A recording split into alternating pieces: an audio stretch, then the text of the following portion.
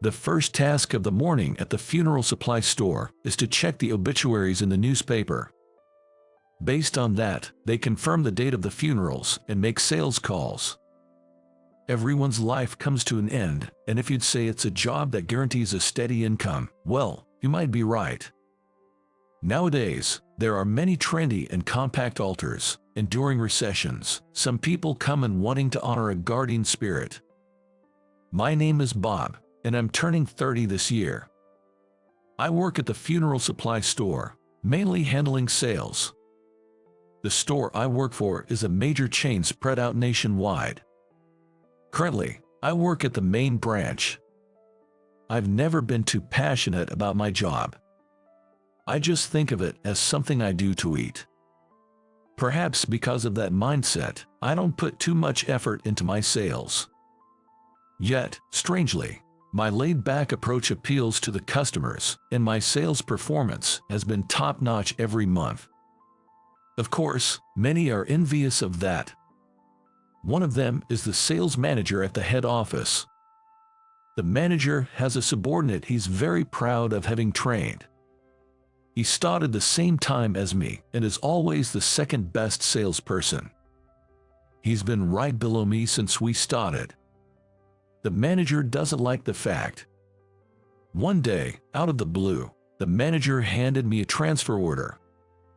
It was because an employee had fallen seriously ill, and a request had been made for staff replenishment at a branch. I vaguely recalled it being a seaside town in Maine. That's the situation, Bob. I'm counting on you. Please be an asset to that branch. You're the right man for the job. The manager said with a wide grin, patting my shoulder. It's basically a pleasant way to get rid of me. All the talk of reviving the branch is just an excuse. I suppose the manager wanted to get rid of a thorn in his side and recommended me. When you're told to transfer, you do it. That's what I always thought being a regular employee meant, so I accepted the transfer without fuss. The manager looked somewhat taken aback. I felt a little sorry for disappointing him to the end. Despite being transferred to a rural branch in Maine, my tasks remained the same. Check the obituaries first thing in the morning and make sales calls. Keep the store clean and provide customer service with a touch of empathy. I approached my job at the branch with the same attitude as at the main office. The branch manager seemed to take a liking to that attitude. Despite being transferred from the main office in what seemed like a demotion, my unwavering attitude apparently made a positive impression. He'd heard the top salesman from the head office was coming and probably thought I'd be sulking about the transfer. He mentioned that at the welcome party, and I couldn't help but laugh. The tasks are the same no matter where you go. I just do what I can, I said. The branch manager nodded enthusiastically in agreement. And so, my life in the main branch began. The town doesn't have a subway. Neither does it have a tram. Public transportation is mainly buses. During the morning rush, there are long lines at the bus stops.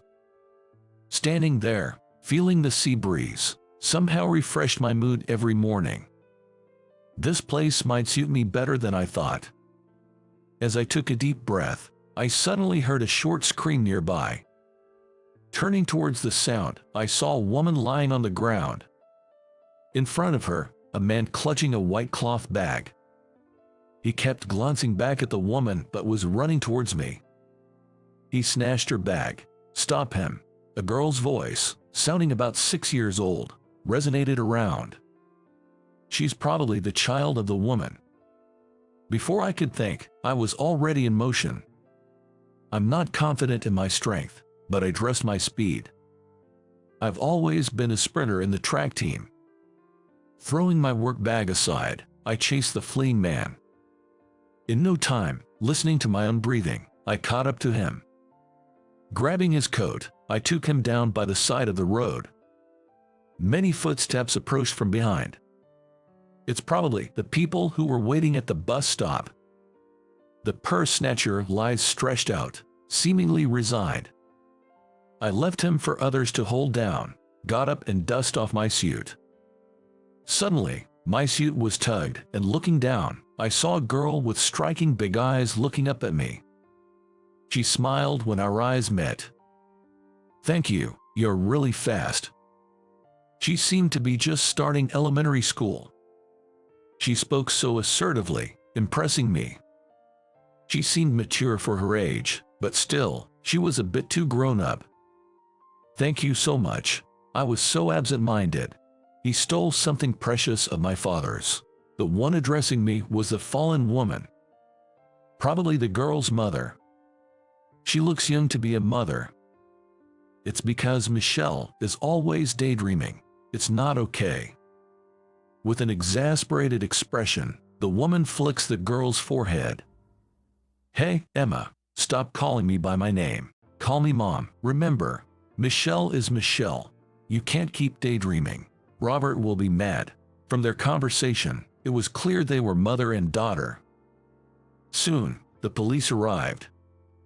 A bag, presumably the one snatched, was handed to the woman named Michelle for verification.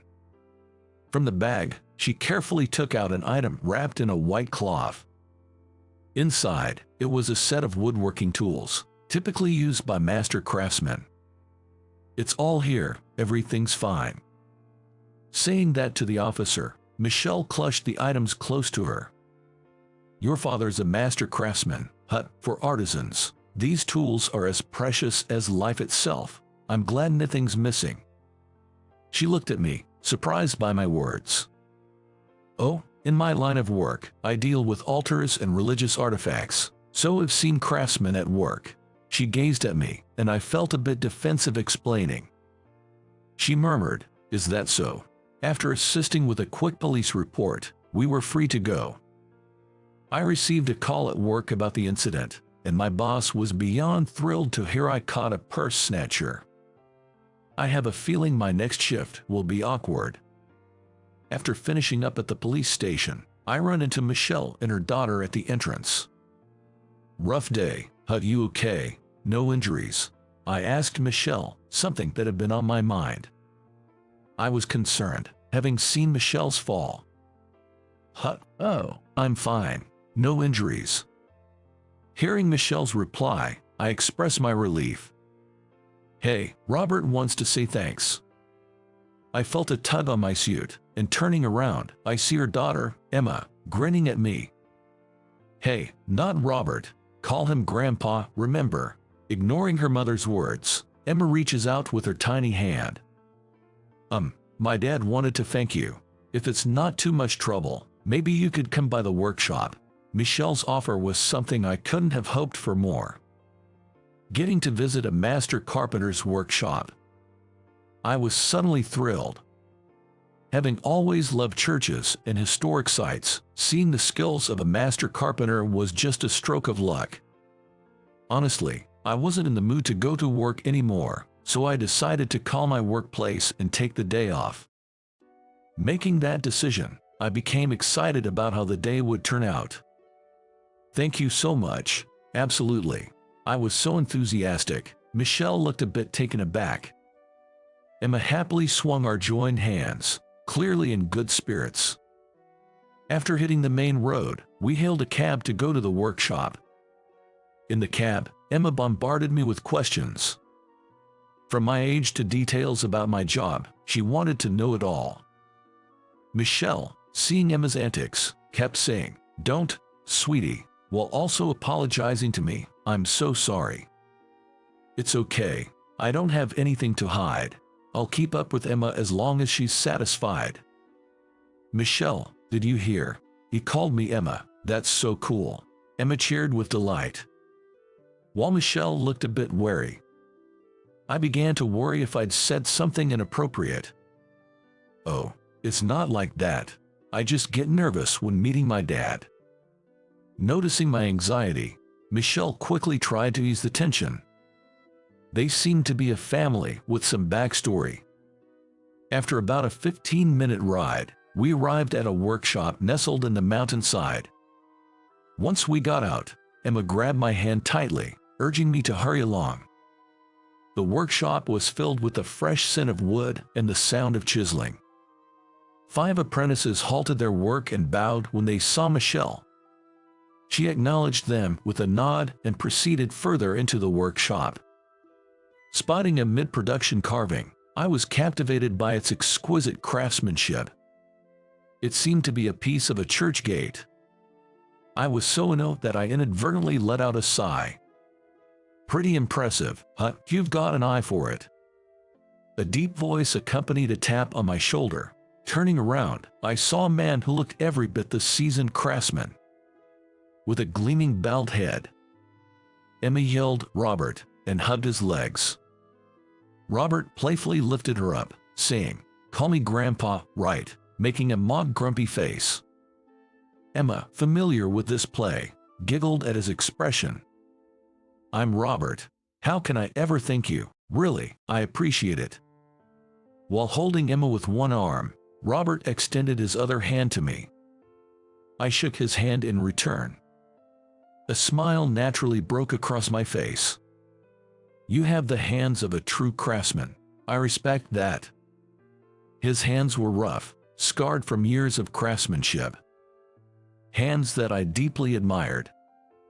At my words, Robert scratched his head, seeming a bit embarrassed. That was how I met Robert, Michelle, and their family. Robert gave me a full tour of the workshop, answering all my questions with patience. "Thank you so much for showing me these amazing pieces. It's a real treat for the eyes." I repeatedly expressed my gratitude to Robert. "You know, I feel like I should be the one thanking you," Robert said with a hearty laugh. From that day, I began visiting the workshop quite frequently. Sometimes I'd get a call from Robert saying come over, and other times I'd be invited by little Emma. Every time, Michelle bowed apologetically to me. It seems she thinks I'm just putting up with the two of them. Robert seemed to have taken a liking to me, and we've even started going out for drinks.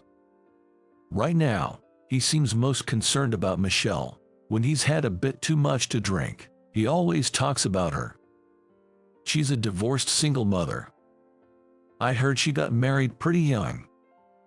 I was against the marriage, Robert would tell me over and over. Robert, who takes pride in his carpentry, apparently got too wrapped up in his work and neglected his family. As a result, he didn't notice his wife's illness until it was too late. By the time he took her to the hospital, the cancer had spread throughout her body, and it was too late. Michelle tearfully blamed him, asking why he hadn't taken better care of his family. From that day, a rift grew between Michelle and Robert. I can't do much other than listen to him vent, but I wish I could help in some way. Every time I see drunken Robert, I'm disappointed in my own inability to do anything. Things have taken a bad turn. In the morning, as soon as I got to work, the manager ran up to me, raising his voice. Apparently, there had been a major mistake at the headquarters. Details were still unclear, but there was a rumor that all the dedicated craftsmen declared an end to their contracts. It's hard to get news in our remote branch, far from the headquarters. If all the dedicated craftsmen cut off their contracts, production of the altars would halt. Our company prides itself on selling these self-produced altars. If their supply stops, it's a life or death issue. If the headquarters is facing financial troubles, the first to get cut would probably be the remote branches. It's no wonder the manager is panicked. I contacted a former colleague at the headquarters to get more details. Then, I uncovered a truly shocking fact. Turned out the cause of the issue was that the manager who had demoted me. At the main office, we have social gatherings with the craftsmen a few times a year. The folks who make it and those who sell it. A smooth relationship between the two directly affects sales. At such an important get-together, the manager, of all people, made a scene. He drunkenly ridiculed the craftsmen and belittled their work. When I heard that, I was floored. The manager had always looked down on the craftsmen. This led to many clashes between him and me, and was one of the reasons I fell out of favor. Even as the store opened, everyone seemed restless. In the midst of all this, we received a phone call. It was a call from the headquarters. "Bob, they want you back at the headquarters immediately. The president specifically requested you to try and persuade the craftsmen." Apparently, my good relationship with the craftsmen was well known even at the headquarters. I'm just a regular employee. I can't defy an order from the president. So I immediately boarded a plane to New York. At JFK Airport, a colleague was waiting for me, and we headed straight to the carpentry workshop. It must be really urgent. On the way to the workshop, I contacted Michelle. I was supposed to have a barbecue tonight with Michelle, Emma, and Robert. Emma made me promise to come without fail. I explained the situation to Michelle and asked her to relay the message to Emma and Robert. "I understand. I'll let Emma and my father know." "Excuse me, thank you." Just as I was about to hang up, Michelle stopped me. "Hey, look, I may be overstepping my boundaries saying this, but no matter how you slice it, it's not your fault, Bob.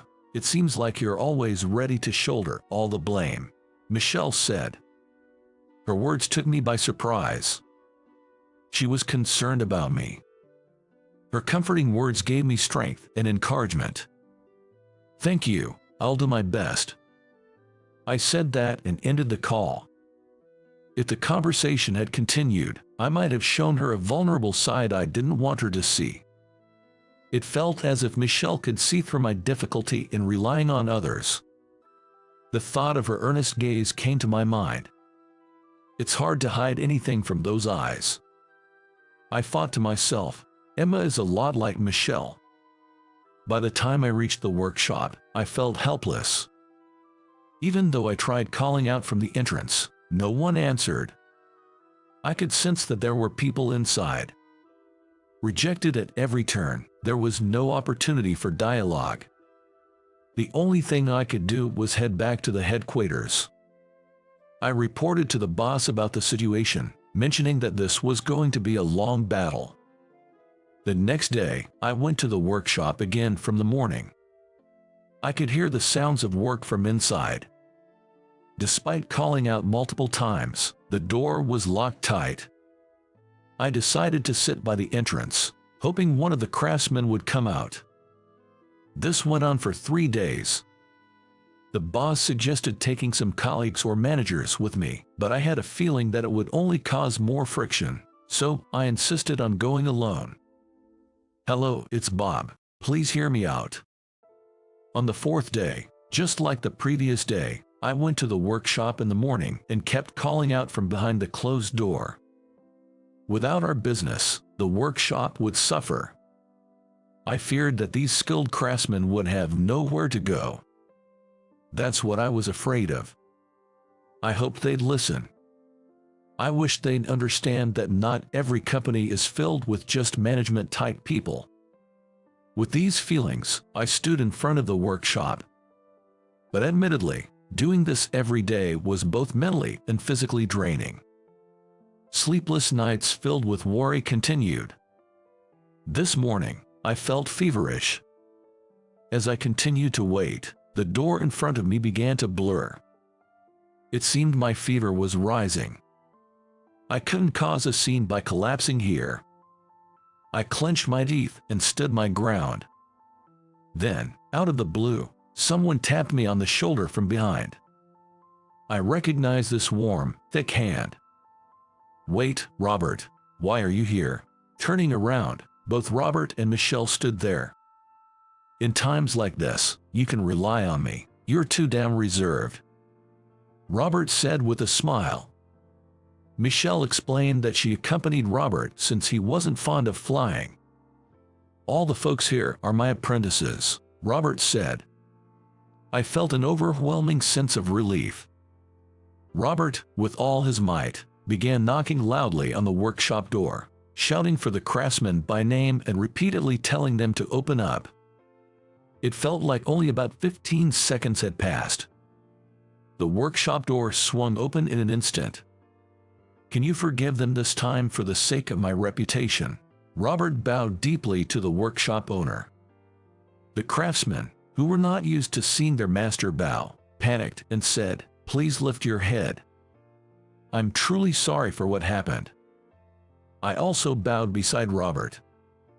The owner of the workshop, noticing it was me bowing, looked surprised and said, "Didn't you get transferred?" I sincerely apologized and informed him that my boss would be demoted and transferred from the headquarters to a branch. "If you make good stuff, the naysayers will naturally fade away." Robert patted the workshop owner on the shoulder in a comforting gesture. With Robert's help, the problem was resolved. The pending deliveries were completed. Robert and I returned to the branch and finally got back to our routine.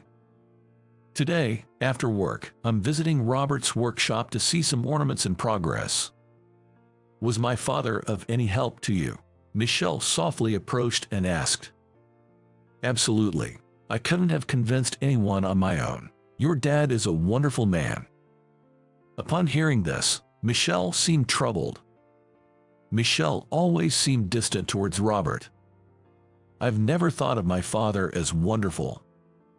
She seemed to believe that if he had cared more for the family, maybe your mother would have lived longer. She revealed that she got married right after high school because she wanted to have her own family sooner. "I was so focused on building a perfect family, that was my downfall." Michelle's ex-husband couldn't keep up with her passion for an ideal family. After their divorce, she realized her selfishness and said with a lonely smile, "My ex was the complete opposite of my father. Couldn't hold a job and didn't earn much." It was only after her marriage that she realized how much Robert loved them. "Robert still cares about you, Michelle. Whenever we go out for a drink, he talks about you. Maybe it's time to make amends." Michelle nodded deeply to my words and whispered, "Maybe you're right." It seemed their thawing relationship was imminent. 3 years later, I stood next to Michelle wearing a formal suit. Michelle looked dazzling in a white bridal gown. "Come on, Bob, you should be thanking me. Do you know how hard I worked to get you and Michelle together?" Beside a triumphant-looking Emma in a festive dress, Robert was laughing out loud. It was Emma who pushed me to propose to Michelle, which I had been putting off for a while. One evening, about 6 months ago, while I was gazing at Michelle in the workshop, Emma suddenly tripped me up and I fell backward. "How long are you planning to just stare?" The petite girl straddled me and, in anger, tapped on my chest, saying, "What's your plan? Chicken out." Wait a minute. I was taken aback by her sudden outburst. Seeing Emma on top of me, Michelle rushed over in a panic. "Hey, Emma, what are you doing?" Emma clung to me and wouldn't get off. Resigned, I proposed to Michelle right there, lying on the ground. "Michelle, will you marry me?" We kind of knew how each other felt, but we'd never expressed it. Michelle's face turned bright red. "Please stand up and ask me again." So I proposed to her a second time. Now, I live happily surrounded by my wonderful wife, our adorable daughter, and my respected father-in-law. "You're being demoted. Pack up and leave this place right now." The one yelling at me was my boss. I was unjustly blamed and relegated to work in a factory. One day, leading a dull life without any excitement, something big happened. My name is Jason. I used to work as a businessman in a big company in New York. However, there was a grave error in our department, causing significant losses to a client. It was my boss's fault. I wasn't involved in that deal at all, yet my name was clearly written in the disciplinary report. Of course, I protested. But nobody listened to someone at my level. In the end, despite my objections, I was forcibly relegated to work in the factory. At least I wasn't fired, but I couldn't accept it. Plus, it was in a rather rural area, and I had no experience in factory work, so I was always dragging the team down. The silver lining: I received a generous work allowance, and there was company housing, so my pay actually went up. But the quality of my life went down. No grocery stores nearby, so I depended on online shopping. Thanks to modern convenience, there's a system to leave packages even if you're not home. Though the apartment is old and lacks a concierge, they simply leave packages at the door, which is quite helpful. Basically, I hardly ever go out. All I do is commute between the factory and the apartment. And since the company purchased the entire old complex, only employees live here. In other words, no new experiences, no fun, just the same routine day in and day out. Honestly, it's so dull. Work isn't fun, and I've got no zest for life. It's as if the world has turned gray. I can hardly feel joy or excitement anymore. I thought I might go crazy if things continued this way, so I ordered a puzzle for some entertainment. A fairly large one with 1,200 pieces. I've always loved puzzles, and it's a nice activity to do alone.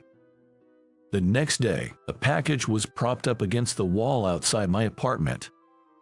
We don't have package lockers, so parcels are often just left near the entrance. This time, since the box was long and slender, they probably leaned it against the wall to avoid blocking the walkway. I'm so grateful for quick deliveries these days. Or so, I thought. Whoa, what came out of the box was a maid outfit. The kind you'd see in cartoons, a black dress with a white apron and riffles. Hey, hold on, what is this? I don't remember ordering this. Thinking the store sent the wrong item, I rushed to check the shipment status on the website I'd ordered from. Turns out, my order was still in transit. Huh, so this package is... In a state of panic, I checked the box, and it's addressed to my neighbor. The package was a rectangular thin box with the recipient's name written on the top. They probably placed the side with the address facing the wall to protect the privacy of the information. I was tired and reflexively thought it was mine without really checking. The address is for next door, and the package was between my place and the neighbor's. Why would they put it in such a confusing spot? I thought in frustration, but I was also to blame for not checking properly. I recall the neighbor's name being Mandy, a completely normal woman. When we'd bump into each other, like during morning trash runs or when leaving for work, she'd always give a polite greeting. Her greetings were not overly cheerful but more on the modest side. Even though her job at the factory was messy, her work clothes were relatively clean. I never worked directly with her in the vast plant, but I've heard she's diligent. She has this image of being rather refined, so why on earth would she buy such a niche outfit? What could she possibly use it for? For a split second, wild thoughts raced through my mind, and I quickly shook my head. This is no time for fantasies. I accidentally opened my neighbor's package. I have to apologize. I neatly folded the maid outfit, put it back in the box, and immediately left my apartment. Turning right after exiting my apartment, there's Mandy's door. Her apartment lights were on. She probably just got home a bit later than I did. I took a deep breath and rang her doorbell. Hey there. As soon as I called out, Mandy appeared, but instead of looking at her, my eyes were instantly drawn to what was behind her. I was taken aback by the state of her room. Fabric was scattered everywhere, and there were several rolls that looked as thick as rolls of toilet paper. Moreover, in the narrow hallway, there were several mannequins. It honestly looked like a storage room. Is anything strange? Seeing my astonishment, Mandy tilted her head. With her long hair and round face, she looked rather young. I bet you would look adorable in that maid outfit. Lost in those thoughts, I quickly bowed my head. I'm so sorry. I mistakenly opened your package thinking it was mine. Saying that, I handed her a thin rectangular cardboard box. Relief washed over Mandy's face. Oh, thank goodness. I was getting worried because it hadn't arrived. I'm glad the sample made it. Sample. I was caught off guard by the word and involuntarily tilted my head. Mandy quickly glanced down the hallway. I do costume design as a side job. I got an order for a maid outfit, so I ordered a ready-made one for reference. You were surprised because it was a maid dress inside, weren't you? Mandy laughed heartily, just like a child. It wasn't a bashful laugh. It seemed as if she was teasingly enjoying someone's reaction. With her youthful appearance, it looked incredibly adorable. At that moment, I fell for her at first sight. Who would have thought such a cute girl lived right next door in the company apartments? Until now, we'd only exchanged passing greetings. Isn't this a golden opportunity for me? My monotonous days might just change, even if just a bit, right at this moment. That's how starved I was for human connection. Being alone is indeed lonely. I'd love to get to know her more personally. Since we usually don't talk, I desperately wanted to create an opportunity to continue our conversation. Without realizing, I blurted out. I was surprised, but I thought for a moment that it'd suit someone as cute as you, Mandy. Really? She exclaimed. Also, having a side job like that is impressive. If you're designing costumes, it means you're making clothes, right? You must be really skilled with your hands. I'm quite envious. The ultimate strategy, showering with compliments. I once heard that ladies have a soft spot for that kind of thing. But honestly, if a near stranger told me that a maid outfit would suit me, I'd probably be creeped out. Yet, Mandy seemed pleased and laughed. I've always been handy since I was young, you know, and our workplace allows side job, right? Initially, it was just a hobby, but I got really into it. Seeing her talk so enthusiastically made me get carried away too. Factory work is physically demanding. It's truly impressive. As for me, I just shuttle between the factory and my room and often find myself with too much free time. You have free time, she exclaimed. Mandy seemed particularly interested in that detail. After learning that I have a lot of free time, Mandy hesitated a bit before saying, well, if you're available, I have a favor to ask. A favor? I'm sorry if this is a bit odd, but would you mind being a model for me? What? I was taken aback, but her request was to help with the final adjustments of the clothes she made. Currently, Mandy accepts costume orders over the internet and phone. Her clients are mainly budding pop stars or freelance artists, mostly women. However, she mentioned that she's been getting more male clients recently. Clothing is ultimately meant to be worn by people. For women's attire, I personally try them on for a final check, but for men's, I can't adjust them properly on myself. I used to manage with a mannequin, but it never felt quite right. Mandy told me this with a serious look on her face. That look, it was the gaze of a professional. Perhaps because of that, her earlier playful demeanor was gone, and she gave me a deep bow. I promise to compensate you properly, and I won't ask for too much. Just spare me a little of your free time. Well, if I can be useful. Sure. Without thinking too deeply, I found myself nodding in response to her intensity. Having a connection with a woman I've taken a shine to. This felt like a dream come true. At least, that's what I thought. Jason, please do raise your arm a bit higher. Like this. Hold that pose, please. The job I took on was tougher than I'd imagined. From that day on, a peculiar routine began between Mandy and me. Every time we finished our respective jobs, we'd meet in Mandy's room, where I'd try on the outfits she crafted and strike various poses. At first, it was something like a tuxedo, I think. I'd often wear suit-like attires and long, flashy coats. Mandy would guide me into numerous poses to ensure the clothing looked impeccable from every angle. If there was any adjustment needed, Mandy would take care of it. Then I'd try it on again. This cycle seemed endless, and it was pretty demanding.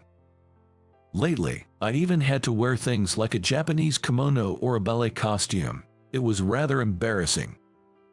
I mean, a grown man wearing a ballet outfit with a swan motif, what's that about? However, even with these outlandish outfits, Mandy was sincerely dedicated to her work. Seeing that, I just couldn't bring myself to laugh. Watching her diligence and integrity, I couldn't help but respect and want to support her.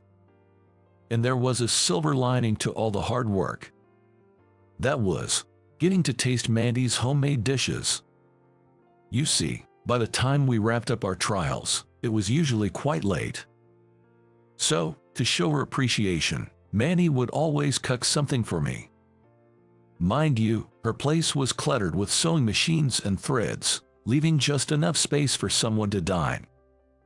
It wasn't the ideal ambience, surrounded by fabrics and mannequins, but having a home-cooked meal always felt special, and it genuinely made me happy. Plus, Mandy's cooking skills were top-notch. After growing tired of eating the same old fast food, Mandy's meals brought back the joy of dining. This is so good. I'm so lucky to eat this every day. Oh, Jason, you sure have a way with words. Saying that, Mandy's cheeks turned rosy with joy.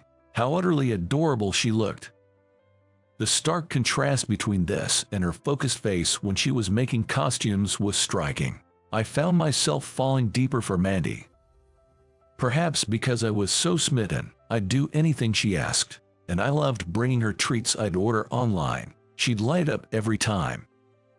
She seemed to have a sweet tooth, and watching her savor sweets was like watching a child.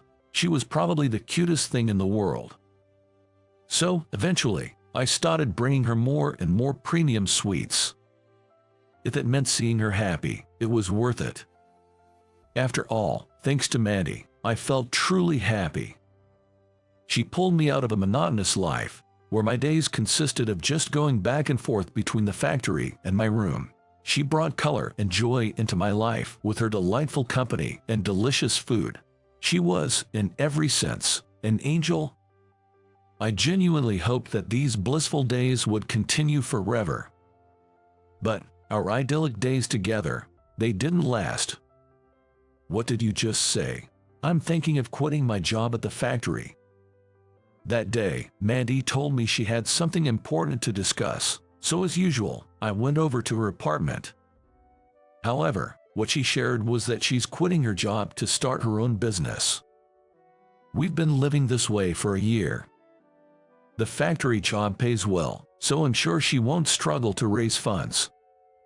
Plus, with her costume-making side job, she has numerous clients, and I know she's busy every day. Honestly, it's not surprising news, but this is company housing. This means if she leaves her job, she'd have to move out. If that happens, our current way of life will come to an end. I've saved up enough money, and I've secured a workspace. So, from next month, I plan to solely focus on costume making. And well, Jason, would you like to work with me? Wait, what? I'm actually starting a company that specializes in costume production. But I understand you have your own commitments and the pay might be significantly less than what you're making at the factory. So, I won't push you into it. Mandy smiled, but there was a shade of sadness in her eyes.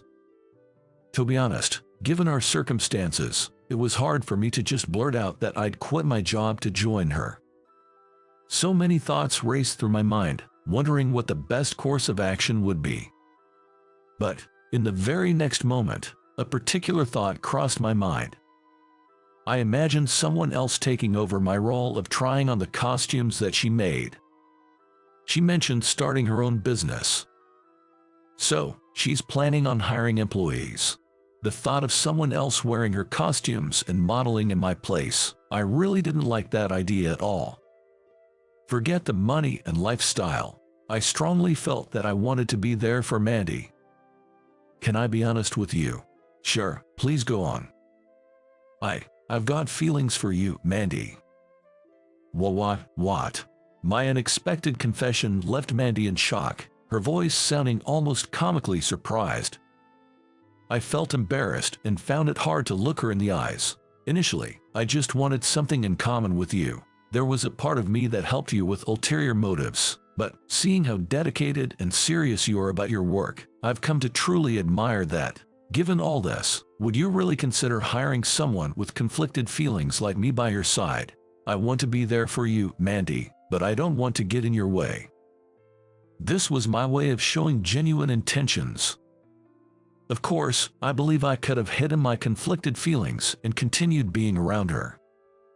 But that would feel like I was deceiving her, especially since Mandy seemed so dedicated to her work. That's why I decided to be honest and let Mandy decide. I was sure she'd despise me for it, but I felt it was dishonest to continue interacting with her without revealing my true feelings. Sure enough, Mandy became silent. I got scared and hesitantly looked her way. I wondered what kind of expression she had. Just when I thought she'd look down on me. To my surprise, Mandy was crying, her face all flushed. I'm so happy, I'm glad, all my efforts were worth it. Mandy started crying like a child, which sent me into a panic. It seems that Mandy had feelings for me too. Jason, you've always been so kind and supportive. I've always dreamed of becoming your wife, but all I'm good at is sewing. I'm not great at keeping things tidy, and I wondered what to do. Then I heard that the way to a man's heart is through his stomach. So, I've been working hard to improve my cooking skills ever since. Turns out, just like me, Mandy had always been getting her meals from convenience stores or online delivery. But she wanted to catch my attention, so she secretly started practicing cooking.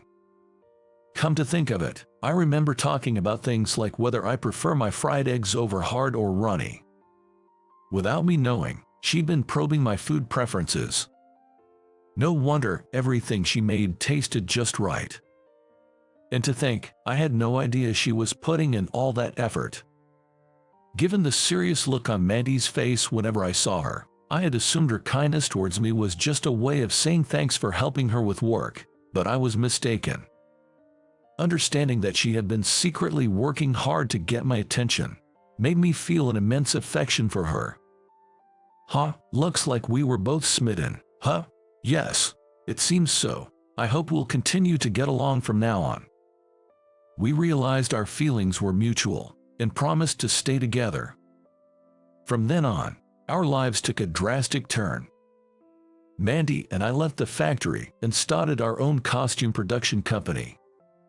We have decided I would be the head of our company.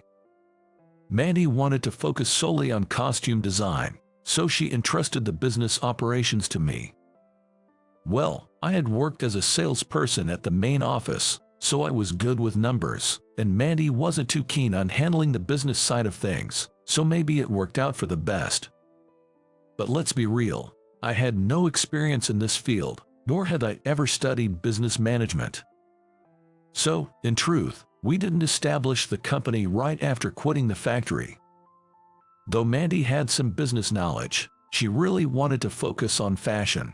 On the other hand, I didn't have much to contribute in terms of fashion expertise. So, for a while, Mandy worked as a sole proprietor until I took charge of managing the company. During this period, I reached out to old college friends from the business school and begged for their help. Of course, I could have studied on my own, but insights from those with hands-on experience are invaluable. It was, in a way, the first time in my life I had ever truly asked for help, given my previous tendency to just go with the flow. It sure surprised my friends. They were all like, I can't believe that Jason, of all people, is studying so hard. But maybe my desperation showed, because they introduced me to all sorts of people. Folks who'd succeeded with online shopping, experts in law, and even those who had a knack for advertising on social media platforms. Thanks to them, I learned a lot and was able to put that knowledge to use. When it came to the point of starting the company, my friends were right there to help. Whenever I faced a problem or didn't understand something, they'd teach me. To be honest, I was always on the receiving end of their help. In return, I started introducing them to other connections, and that's how my network expanded. Of course, things didn't go smoothly right from the start, but with the support of many, the company finally got on track. We hired employees and, though still a small-scale firm, it grew decently in about 3 years. Yet, the role model for Mandy's designs was still me, and that fundamental aspect hasn't changed. I'm determined to protect this life and keep it this way. That's the spirit I kept as I managed the company. Once the business settled into a groove, Mandy and I tied the knot. It might have been a bit cliché, but I gave her a ring and said, "I love you." Then, Mandy responded with the brightest smile, putting on the ring and saying, "Me too." Our wedding is still a bit down the road, and currently, Mandy is designing her own wedding dress. I can't wait to see what she looks like in her wedding dress. Accidentally opening that box truly changed my life. From a guy who just went with the flow, I began challenging myself for the one I love, and now I'm the CEO. Some folks around me worried I might be pushing myself too hard, but right now, I'm having a blast. I used to live day by day with no real purpose, but now, I find motivation in doing things for the one I cherish. That, to me, is a beautiful thing. I can confidently say, I'm the luckiest man in the world. How did you like today's story? Hitting that subscribe button and giving a thumbs up would be a great support to our content creation. We're looking forward to your comments as well. See you in the next video. You work 5 days a week including weekends, right? The tavern manager, seemingly 35, the same age as me, confirmed. I responded with a yes, forcing a smile. I work as a full-time line operator in a food factory of a chain supermarket. Our job is to prepare the meals and lunch boxes that would be sold in the stores. My shift is from 7 in the morning to 4 in the afternoon. Since we operate in shifts, there is no overtime. That means I am relatively free in the evenings. That's why I decided to get a part-time job. I chose a tavern in the downtown area not too far from my one-bedroom apartment. Although I was a bit old for a part-time job, I easily passed the interview and got hired. The work hours here were from 6 in the evening until 11 at night. Both my day job and evening job gave me 2 days off a week.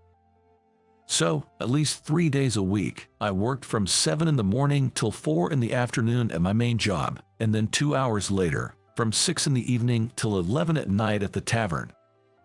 Considering the travel time and other factors, I probably got around 4 hours of sleep. Order up for the Alfredo pasta. In the factory's employee cafeteria, Catherine, who was in charge of cooking and serving, called out. This cafeteria was operated by a specialized contractor, so everyone working there was from that company. Other than Catherine, all the female staff were older women. Because of that, Catherine stood out. She was always cheerful and spread her kindness to the employees who came to eat. Many young male employees secretly admired her. The person she called for the Alfredo pasta was me. I went to the counter with my ticket. "You really like that Alfredo pasta, don't you?" Catherine, wearing her white headband, remarked. For an extra 50 cents, I could have had the crispy shrimp Alfredo pasta. Wonder if she thinks I'm being stingy. Feeling somewhat embarrassed, I simply nodded. She responded with a smile. "John, you look exhausted. You know, you've got bags under your eyes," said my junior colleague Peter, as I ate my pasta at the cafeteria table. At the food factory where I worked, side jobs were permitted, so I had told my co-workers about my part-time job at the tavern. "It's a floor job, so I'm on my feet all the time. It's pretty tough," I replied. It hadn't even been a month since I started the part-time job. "Don't push yourself too hard, okay? Take care of yourself." Peter advised as he finished his meal and stood up to leave. The reason I started the part-time job in the first place was to raise funds for renovating my aging family home back in Nebraska. My father passed away a long time ago. My mother lived in the family home with my sister and her family. She, now over 70, had begun to weaken, and last year she tripped over a step in the house and got injured. Thankfully, it wasn't too serious, but my sister suggested we should renovate the home to make it more accessible for our mother. My sister, who has 2 kids still in elementary school, is tight on funds. So, she asked if I could help financially. When you want to repay your parents, sometimes they are not around to receive it. Determined, I decided to work part-time at the tavern to raise funds for the home renovation. The factory's cafeteria was somewhat old-fashioned. You'd buy a meal ticket from a machine, pick up a tray, and line up. For set meals, there are pre-arranged side dishes that you grab for yourself before moving on. If there was a dish you didn't like, you could request a change, and they'd accommodate as best as they could. The same went for the amount of pasta or soup. It wasn't a massive workplace, so the cafeteria staff was familiar with most of us. The day I ordered set meal, I was lining up in the lane, picking up some side dishes onto my tray. As I was moving forward, I heard a man's voice from the front asking, "What happened to her?" Looking over, Catherine was being scolded by a man who seemed like the manager inside the kitchen. According to the older waitress I asked, Catherine had overslept and was late. "She's known to be late now and then," the waitress said with a wry smile. That weekend, I was off from the food factory job, and my part-time job at the tavern was only on Sunday. So, I went back to my family home on Saturday. I discussed house renovations with my sister, her husband, and a contractor.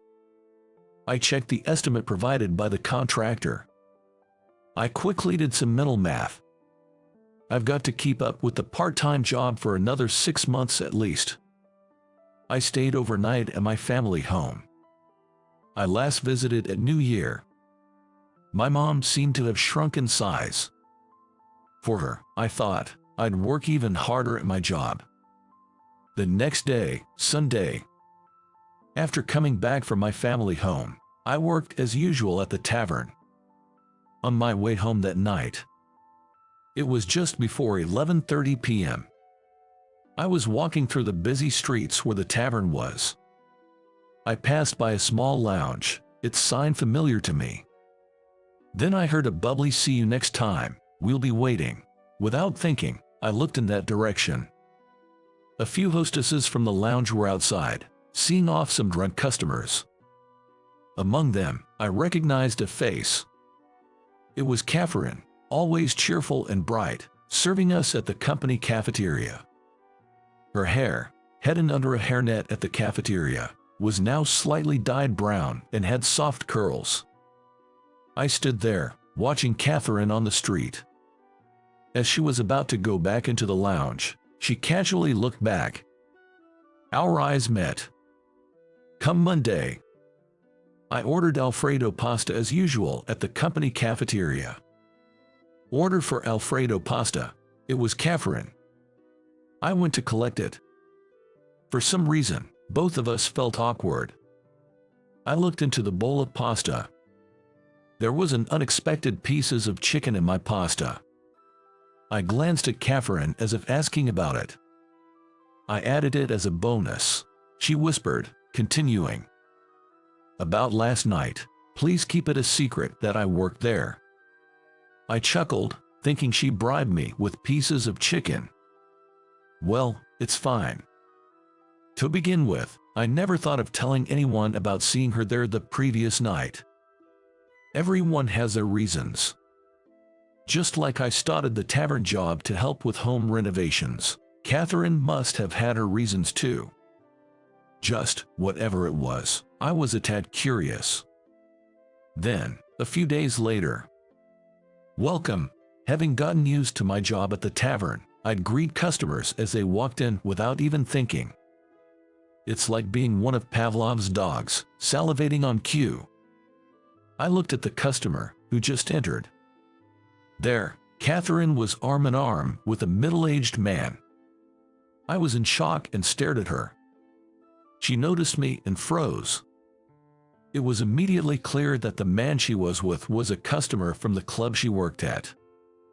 That night, after coming back from my part-time job, I jumped into bed but couldn't sleep.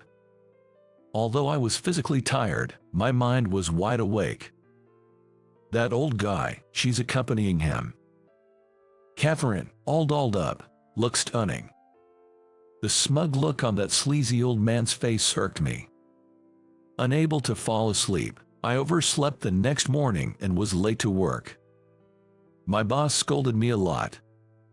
Having a side job is fine, but it shouldn't interfere with this job. All I could do was to apologize. At noon, as usual, I ordered Alfredo pasta in the company cafeteria. She was the one serving me. There was extra pieces of chicken in my bowl again, which I didn't order. I added it as a bonus. Are you sure you should have added it? Well, it's already in there. I feel bad. You always do this for me. We both whispered to each other. And I won't tell anyone, promise. It's not about that. You've been looking tired lately. I thought maybe you were working nights too. Someone in line behind me, waiting for their food, yelled, "Hurry up! Can you meet up before your evening shift?" When I asked, she nodded in agreement. And that evening, a little after 5 p.m., Catherine and I met at a coffee shop near both our workplaces. Having two jobs is pretty tough, huh? Don't you think? I just wanted to comfort her, but she looked at me intently. Then, she asked me why I was working nights at the tavern. I told her the honest truth, that I was trying to save up for home renovations. Oh, so you have a noble reason like that, she mused, taking a sip of her coffee. Then, she sighed. Why do you think I work as a hostess? She asked defiantly. I asked her why in return. I just want a more comfortable, luxurious life, and I need money for that. With a challenging look, she said. Is that so wrong? Not at all, but isn't it risky if your main job finds out? I asked her why she kept her hostess job a secret. Yeah, my company doesn't look too kindly on it. The company that hired her to manage the cafeteria, like my food processing factory, for example, didn't like having employees associated with the nightlife business. That evening, after getting back from my part-time job at the tavern, I thought of her as I massaged my calf muscles from standing all day. If only we could live a bit more lavishly. She probably earns more now from working all day, but I wonder if she's truly living the life she wants. From then on, Catherine and I often met at the same coffee shop before our evening shifts. The lunch today was handled by someone else, so it was without chicken, right? You don't have to treat me. It makes it harder to ask. Saying this, I gave a slight nod. John, you seem to have quite a few food preferences, don't you? Yeah, I get that a lot. What about you, Catherine? When I asked her, she just shook her head. Around this time, she started calling me John, and I called her Catherine. She then asked me about other foods I dislike. After some thought, I replied, fatty bacon. Also, I do not like minced meat. Really, it's so tasty though. A few days later, in the company cafeteria, I chose the set meal and lined up. That day's side dish was nachos with minced meat. As I always did, I was going to push aside the minced meat and eat just the nachos, when a hand from the opposite side placed a bowl on my tray. When I looked up, Catherine was there, whispering, "This is better for you, right?" I looked at the bowl on my tray. It was a generous serving of nachos without any minced meat. Of course, there are other servers, so I couldn't always get Catherine to serve me. However, when I was lucky enough to get her, she would add some kind of extra to my lunch. She had mentioned she was taking a few days off to go back home for her cousin's wedding, and after her return, we met at our usual coffee shop for the first time in a week. "You still look so worn out," she said, handing me a souvenir from her trip. "How was it? How's your family?" I asked, and she simply nodded to indicate that everything was the same. Then, out of the blue, she began. "When I was a child, a massive hurricane hit, and our house was blown away. The region where her family lived had suffered significant damage, and they were forced to evacuate for nearly a year. At the evacuation center, they only had rationed food, so they couldn't be picky. That's why she never became picky about food even now. I feel ashamed of myself hearing that. No, that wasn't my intention in sharing that. Living in temporary housing, and even after their home was rebuilt, her family lived frugally and scrimped and saved. That's why I wanted a more luxurious and graceful life. That's why I wanted money and worked as a hostess," she confessed. I just nodded in silence. Her cousin's wedding was a small, only within the family. But she kept talking about how beautiful and happy her cousin, dressed in a wedding gown, looked. "That's why I'm thinking of quitting the hostess job," she mentioned. "That sounds like a good idea. Just quit, right, Catherine?" I was insistent. Insistent that she quit being a hostess. "John, you ordered the pizza set A, right?" At the company cafeteria, Peter, sitting opposite me, looked at my plate with curiosity. "Doesn't it have more than mine? And doesn't it come with both potato and macaroni salad?" I tried to deflect with a cough. Then turned to look at the serving line. The girl with the bandana was serving customers with an innocent expression. A few months later, after finishing my shift at the tavern, I started my walk home. That night was my last day at the tavern job. I had saved up enough for my family's home renovation and decided to quit the job. As I passed by the lounge where she used to work as a hostess, several hostesses came out to see off their customers. She was not among them. And then, as usual, I bought a meal ticket and entered the company cafeteria. Looking around inside, she wasn't there. She had disappeared from this cafeteria. She had transferred to another company cafeteria managed by the same operator. So, I no longer got any extra service from her. In this cafeteria. These days, I often reminisce about the time after her cousin's wedding when we met at the coffee shop after a week. After she said she wanted to quit her job as a hostess and I told her to just go ahead and quit, she later told me this. Seeing the happy face of her cousin, she began to wonder what truly made her happy. It wasn't the luxury of lounging around at home. It was thinking about what little extra treat she could give me in the company cafeteria while waiting for me to show up, wondering what would make me smile. And actually seeing my happy face. She said this, looking at me with intense affection. And yet, here I am, sitting at my own dining table like a kid kept after school, facing a dish of nachos with minced meat that I just can't stomach. I just can't handle it. I don't like the taste of it. Come on, eat up, she said, avoiding my gaze and looking away. I reached out and playfully tickled her collarbone. She brushed my hand away and looked back at me seriously.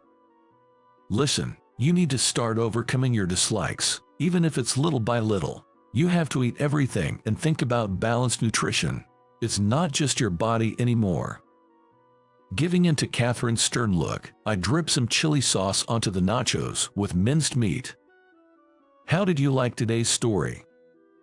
Your subscription and thumbs up are a huge motivation for us. We're looking forward to reading your comments. See you in the next video. Oh, wait, was he always this small? He might not fit in. I couldn't help but blurt that out. My ex-husband, Bob, laughed and said, "It's all right. Leave it to me," so I decided to trust him. It had been a while since we had such a conversation. It's been years, and yet it barely fits. I had a sense of relief hearing that. After that event, we rekindled our relationship that once felt like a romantic love story.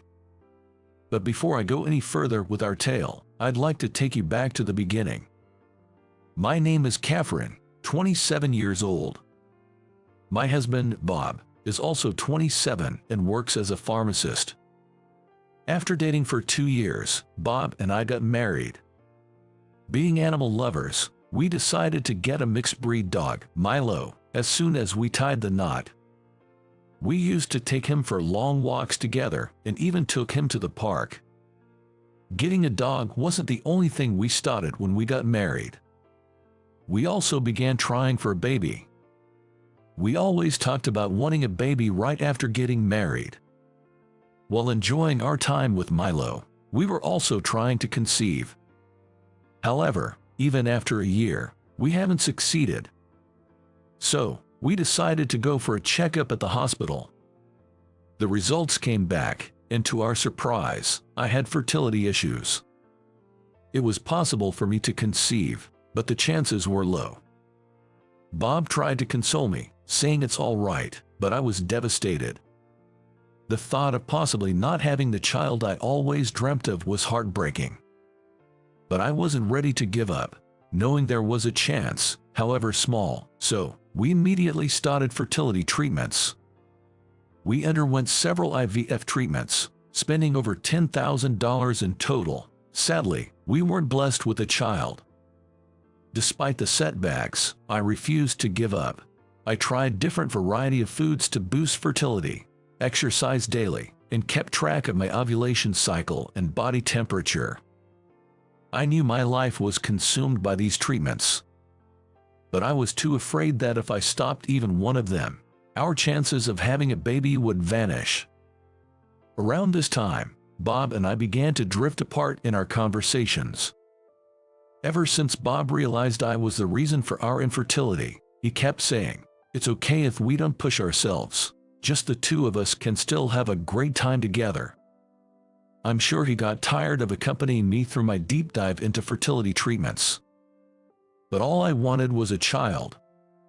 I became so consumed with my own issues, I failed to notice Bob's exhaustion and would often lash out with harsh words. Our relationship began to drift apart slowly. 3 years after our marriage, we both turned 30. We were still undergoing fertility treatments but had yet to conceive.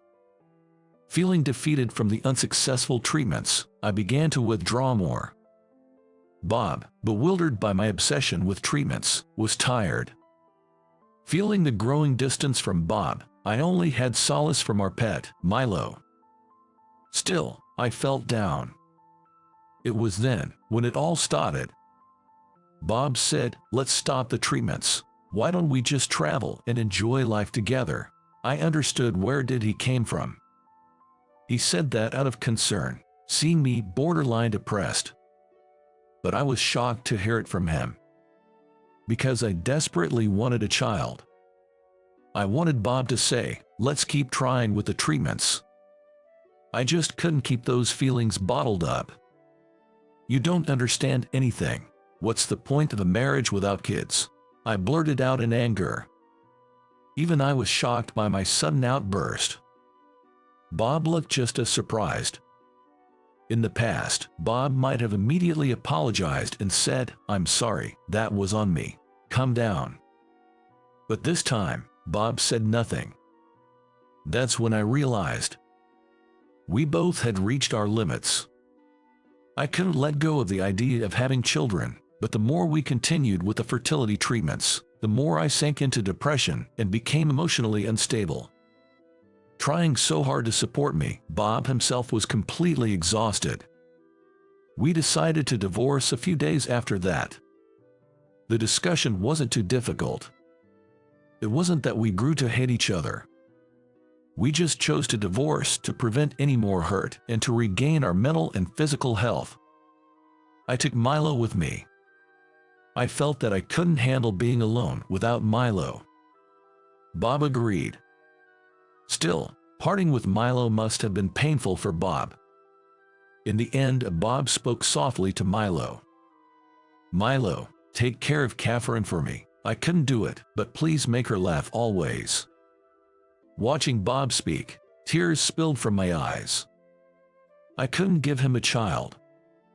I couldn't fulfill our wish to be happy with just the two of us and Milo.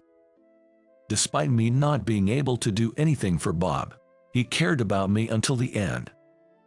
I couldn't help but hope that this kind man would find happiness. 2 years had passed since the divorce, and I had turned 32. I still lived with Milo. I started showing signs of depression, so I came to the hospital. The symptoms of depression, which began during the infertility treatments, would improve at times and then come back. However, I felt much better than when I was married. I was at the hospital today, and that's where I ran into him. Into Bob. "Catherine, why are you at this hospital?" Bob, dressed in a pharmacist's uniform, came to explain my medication. "Bob, why are you here?" We both looked at each other with puzzled expressions. It made sense. After our divorce, neither of us knew where the other lived. Moreover, I didn't think Bob worked at this hospital. I recently transferred to this hospital. I moved nearby at the same time. Really, after our divorce, I've been living near this hospital too. We stared at each other without saying a word. To think we'd meet again after both moved our separate ways. Could there really be such a coincidence? I felt a touch of fate in it. It seems Bob could tell from the medication I was prescribed that I was experiencing depression. "You okay? You seem to have lost some weight. I'm about to finish work. Want to grab dinner? I'll listen." Hearing Bob's voice made me remember the happy times we shared, and I felt like crying. "Milo, he's waiting for me." I found myself unable to immediately agree. "Well, let me treat Milo to some delicious food then. There's a new pet store that opened nearby," Bob said in a light tone. He probably noticed my hesitation and tried to convince me by mentioning Milo. Touched by Bob's unwavering kindness, I found myself nodding in agreement. We then went to the pet store together and bought toys and treats for Milo. Milo always loved the toys that make noises, didn't he? "What treats has he been into lately?" Bob spoke with the familiar warmth I remembered. It didn't feel like it had been a long time since we last met, and I felt more at ease. Soon after we married, we began trying for a baby and underwent fertility treatments, which caused tension between us. Now, it feels like we can talk more calmly than when we were newlywed. Bob dropped me off at home. "All right, see you." "Aren't you coming up? Is it okay? Milo will be thrilled. Give him the treats and toys you got for him." When I said that, Bob smiled happily and said, "Thank you." He must have really missed seeing Milo. When Bob reunited with Milo, he happily petted him non-stop. Bob, Milo, and I were having a peaceful moment when suddenly a news alert on TV announced a train delay due to an accident. It's already late, and the station must be packed. Bob started looking up taxis and buses to go home, and I said, "Why don't you stay over?" Of course, I didn't have the intention to offer him at first, so I was really surprised that I did. I thought he might decline, and I got scared, almost saying I was just kidding. But before I could, Bob asked, "Are you sure?" Looking into Bob's eyes, he was gazing back at me calmly. I wanted to talk more with Bob. I wondered if Bob felt the same. Yes, and so, Bob and I spent the night together. We reminisced about the days when Bob, Milo, and I lived together. Our conversations were about times before we got busy with fertility treatments. About the time we found Milo at the pet store, our walks together. The more we remembered, the happier the memories became. Then Bob recalled the time he bought clothes for Milo. I remembered it too. We both spent an hour or two in the store. debating which outfit would suit Milo the best. Maybe it's because we've always talked a lot about Milo before. I remembered where I kept Milo's clothes that he bought, and I handed them to Bob. Bob held onto Milo's clothes with care and said, "Brings back memories," his eyes narrowing with nostalgia. We had spent so much time choosing those clothes, only to realize they were too big for Milo when we first got them. Holding the clothes, memories came flooding back. I hadn't looked at these clothes since parting ways with Bob. I knew seeing them would remind me of Bob and make me sad. Why not try them on him now? Bob suggested trying the outfit on Milo. But as we held it up against Milo, "Oh, wait, did he always look this big? He might not fit in." I blurted out unintentionally. Truth be told, since parting with Bob, the number of walks I took Milo on decreased significantly. And I might have been giving him too many treats and food, as Milo had gotten a bit chubbier than before. Laughing, Bob reassured, "It's all right, leave it to me." With that, Bob proceeded to carefully dress Milo. Initially, it seemed a bit small, but once on, it fit Milo perfectly. It's been years since he wore this, but it just barely fits. "Oh, sorry Milo, I shouldn't have said put in like you're an object. I should have said dressed." Bob spoke apologetically to Milo. Hearing that made me chuckle. Bob has always treated Milo not just as a pet, but as family. He'd always convey his gratitude and apologies to Milo. That's one of the things that I loved about him. As I was reminiscing about the old days with Bob, he began, "You know, Milo seems to have gained a bit of weight." "Yeah, you're right. Sorry. I need to take him for more walks." Seeing my gloom, Bob quickly reassured, "Hey, it's tough balancing work and taking care of a dog." Bob was trying to be understanding, but I still felt a bit responsible. As I looked down, I heard, "Would it be bad if I helped out?" Of course, it was Bob who said that. I was taken aback. Helping out? What did he mean? "I really enjoy the time I spend with you and Milo. I want to relax and go on walks together again." I was speechless. Not because I was puzzled. It's because I feel the same. I want to spend time together, just the three of us. As I said that, Bob gently took my hand. "Back then, when you were struggling with fertility treatments, I didn't know what to say. You seemed so overwhelmed and irritated, and I couldn't find the right words. I'm sorry." I shook my head. During that time, I had been so hard on Bob, getting angry and crying at the drop of a hat. Bob, being the gentle soul he is, must have felt worn out. Our life felt like a never-ending loop of stress. I realized I was the cause of it. I used to think I was the only one suffering. I was grateful that you were supportive during the fertility treatments and helped around the house. Yet, I lashed out at you because I was frustrated with myself for not being able to have kids. Even though I knew it wasn't your fault, I couldn't stop taking it out on you. I failed to cherish the partner I should have valued the most. That night, we talked for hours. And we realized something. Our decision to divorce back then wasn't a mistake. We couldn't communicate like this before. Taking a break and living apart has allowed us to truly think about each other.